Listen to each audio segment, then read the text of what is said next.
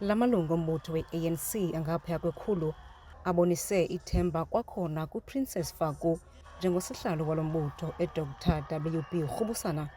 UFaku uvotelwe ngaphandle kokuphikiswa emva kokubuvuyo Jali ekhaba isiphakamiso segama lakhe kwakwisihlalo. UFaku uthi le mpumelelo iza noxanduva olukhulu. Ipressure esinayo ngokubana masibuyisele umbutho ebantwini si-African National Congress. After senze i-assessment sisi-structure esiphumileyo siye safumaniseka uba i-ANC ayikho ebantwini. I-responsibility ke siyile leadership intsha. If uyayibona ine-elements of the mass democratic movement, what really the ANC is all about. Kwakule nkomfa konyulwe usekela sihlalo uMalibongwe Mfazwe, uAnele Lizo njengonobhala, isekela lakhe ngubongiwe Sauli, ze uyomelela Tyali wonyulwa njengonondyebo.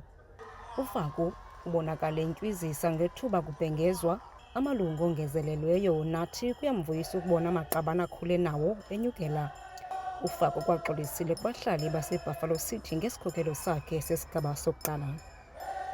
Kakhulu umsesazi sifuna ukuxolisa kabantu base-South Africa nabaseBuffalo City apho siye saphosa khona singulo mbutho, but ke sinikwe le mandate le nkomfa sizawuthi make sure eziba simove bana izinto noko sizenza ngendlela ebhetele, si-united sithetha ngazwinye siyile collective. Nkosi.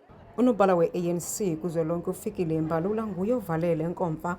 Kwiveki ephelileyo uthumela imbalelwano eyalela ukuba ihlale inkomfa kule ngingqi yaseDr WB Rhubusana engahlulanga umhla wesithathu kule nyanga.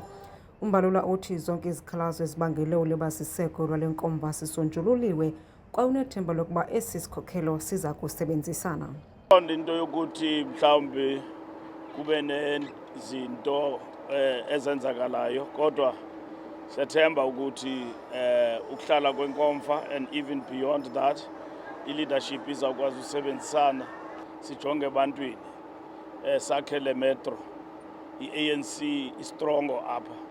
This is the only metro in the country that we control without opposition.